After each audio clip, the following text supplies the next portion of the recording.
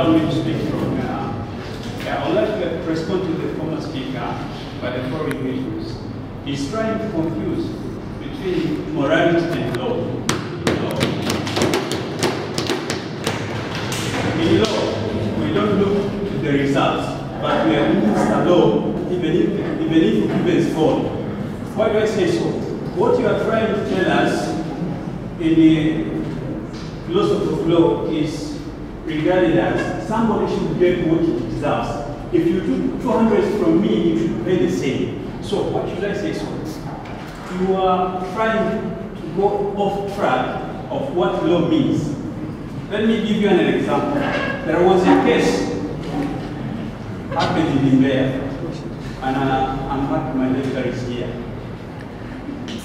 This involved a man who used to kill others.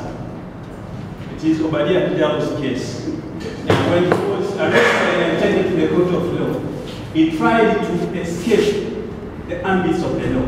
But the judge, with a good reason, said that according to the public morality, and which is the concern of the law, we should administer punishment in regard of deterrence.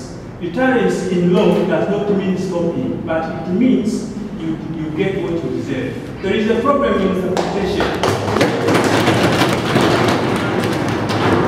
You take interpretation to morality, but you take interpretation to what is accepted by the public and the society.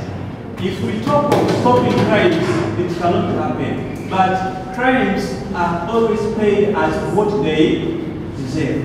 I would like to refer to a philosopher. This is John Austin. He says, positive laws should be administered according to what they were intended to achieve. Most of you are trying to go to St. Thomas Aquinas, who was a natural lawyer. And with us, no. We have outlived the doctrines of St. Thomas Aquinas. So we don't do remarks. Thank you very much.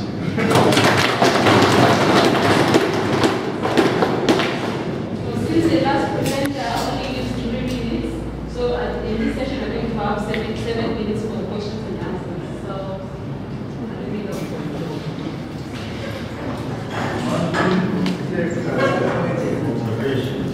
To promote the law, the law will diminish or diminish the crimes. And if it is to diminish the crimes, it promotes in one way or another the morality of the society.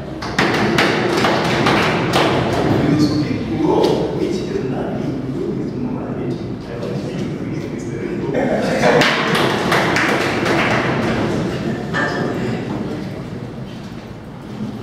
Yeah, I would like to assist my colleague.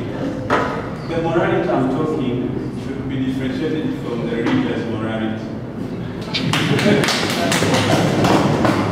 You will bring a very big confusion.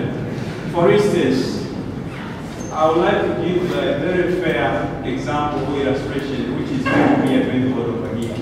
Think of your very young sister, maybe 9 years ago. You find that has been raped by a secular and energetic person like me. I'm sure. Can you make the question very short so that others will also have a chance to ask? There is a maybe someone is in public simply because of dating some doubts. So the guy says that he is not talking about religious morality.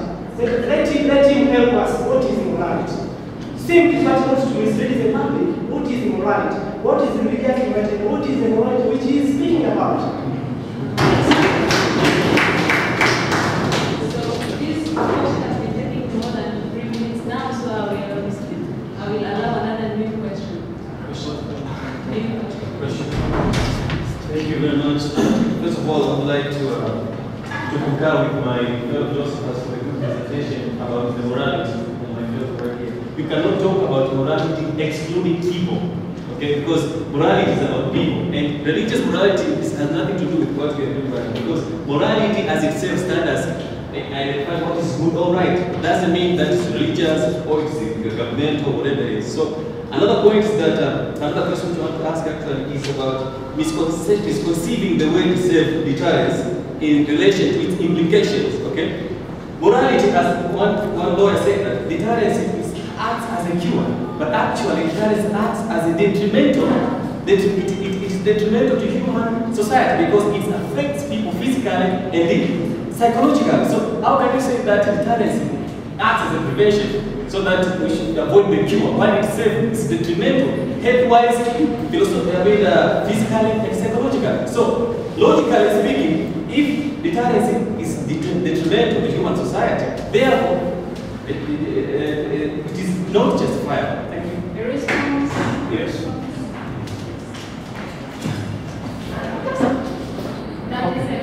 Okay.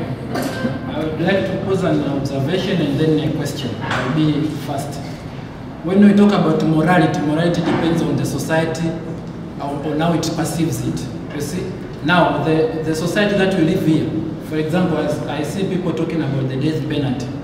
It still exists in our society. In some societies it has been eradicated, but there are reasons, because the law does not come by just few people. There's the researches that have been done, and then the law is being put there. Most of the people, if you go around in this society today in Tanzania, if you do a research, most of the people don't want this death penalty to be eradicated. Because what, you don't know that because you are not the victim of that person. So morality is defined by the society and you cannot judge it as a whole. As a question, I would like to pose it. The last speaker said that deterrence is punishing innocent people, but I think that is misleading people.